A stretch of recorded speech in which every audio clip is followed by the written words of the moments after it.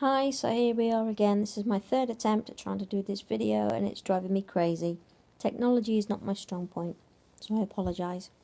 So welcome back to my channel about How to Love, my novella. Just wanted to say thank you for all your comments so far and all your support. I really appreciate it. I wanted to today just to talk about a couple of different things.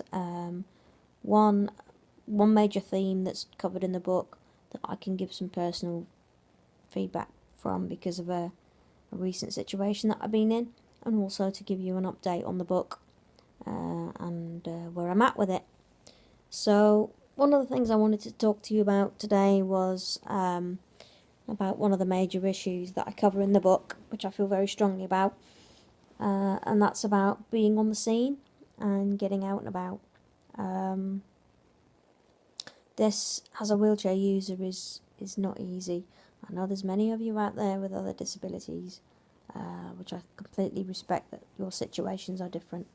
But this is about me as a wheelchair user, and also my main character is a wheelchair user, so it's kind of relevant to that.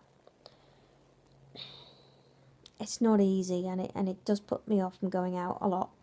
You know, you go into places and you can't get in without any help. The places are really small, so you feel like you're in the way because your chair's getting in the way from people.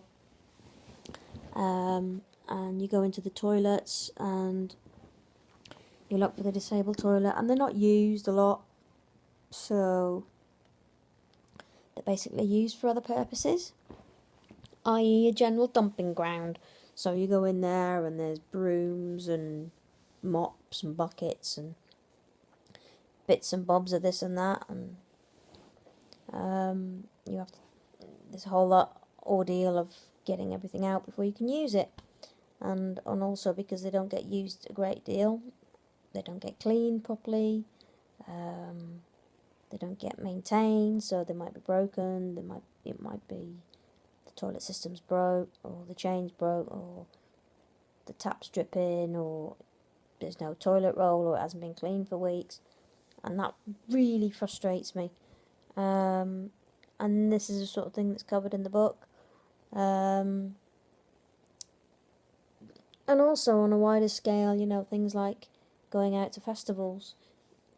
You know, as a lesbian, I like to go out to prides, and I went to one recently, and the situations there were really frustrating and intimidating and hard work and soul destroying. You're there and like 70,000 other people, and you're getting crushed and pushed, and drinks knocked over you, food knocked over you, people tripping over you and hurting themselves.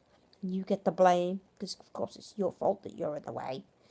And then you try and get to go and see things going on in the main performance areas, and what have you got? You've got two options. You're either at the back, right at the very back, because nobody will let you through and you can't see anything, or somehow miraculously you manage to get to the very front. Brilliant. Privileged seat, you might think, but then you've got the whole high staging, scaffolding, lighting, speakers, monitors, cameramen in your way, so you're constantly looking up, and then the acts perform predominantly towards the back of the stage, so you can't see them, and you've got the big woofer speakers blasting in your ears, deafening you. It's not ideal. And then you've got the biggie, the disabled toilets. This is a huge bugbear for me, and it's a major issue. I had an incident at Pride where I was using a disabled toilet cubicle and it was locked. Obviously I was in there doing my own thing, and another non-disabled person came along, queued up, thinking that she had a right to use the disabled toilet and not the other cubicle, of which there was about 6 or 7 lined up right next door, of which there was only one disabled toilet. She rips the door, pulls it open, even though it was locked, and I'm sitting there on the toilet. How embarrassing is that? How humiliating is that? She disappears.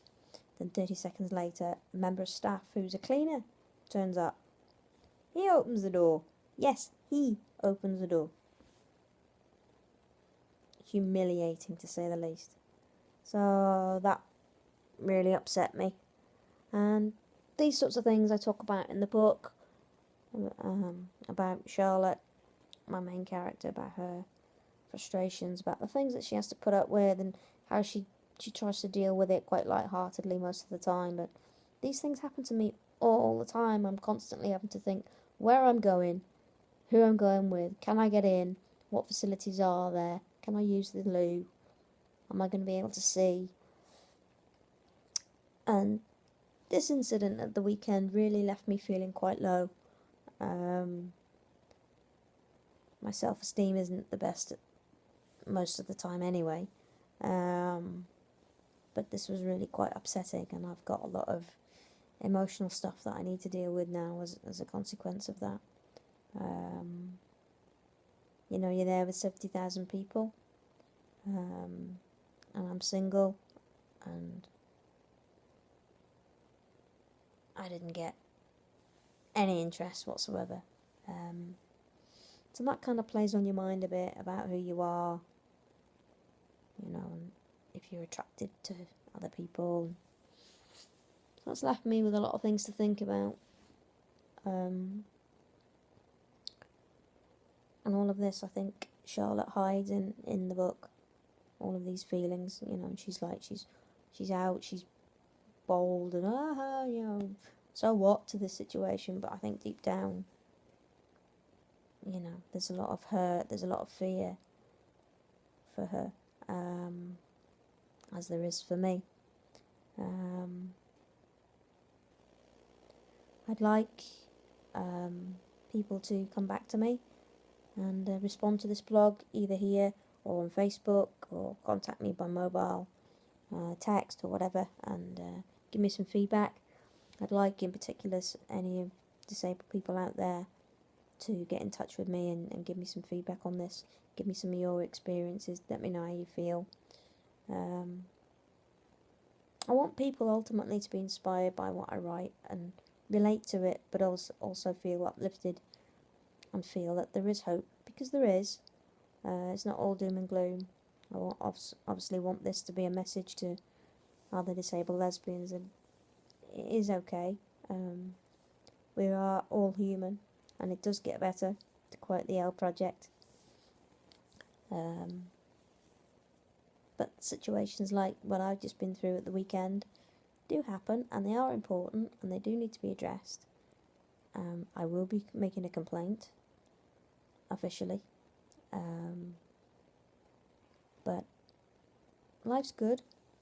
The book and all of that is very exciting. I can confirm that a publisher has agreed in theory that she wants to publish the book.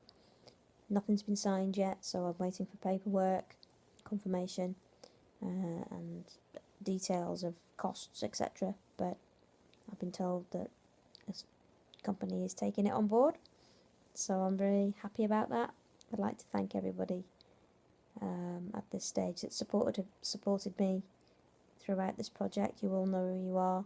In whatever way that you've supported me, you've really been there, and I really appreciate it. This book wouldn't be happening if it wasn't for you, especially the director and star of the original Butch Losses film.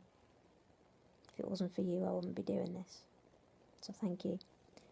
Please feel free to comment on this, give me feedback, ask me questions, raise issues that we can maybe have a debate about.